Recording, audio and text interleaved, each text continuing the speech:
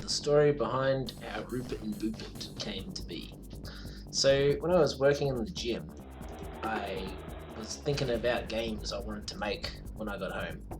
And I kept thinking about a asymmetric co-op game with puzzles where one player would block and the other player would shoot, and you'd have to line it up so that you'd have the blocking player get in position for the shooting player to kill enemies.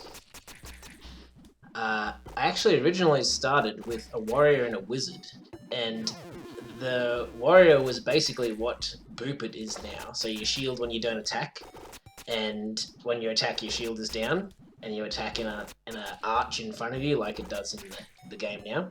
But the other one was going to be a wizard, and the wizard was going to be controlled completely differently with the mouse, and teleport with left click to where you click, and attack with right click.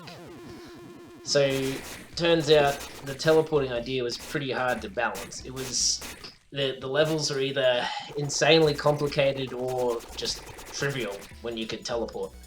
It didn't feel as good as I thought it would. So that's how the second character ended up being an archer, and it just made more sense to control it with the keyboard as well. At the start, there wasn't actually any. I never came up with the idea for the name Roopit and Boopit or the characters. That was actually later. So at the start, they had no personality. It was later on that my wife convinced me that it would be more fun if they were actually characters instead of just these things you played as. So I came up with the names. So Roopit was the red player, so I just went red for Roopit, and Boopit is the blue player, so B for Boopit. So it's a very uncreative way of coming up with the names, but I actually like it. I think it works pretty well.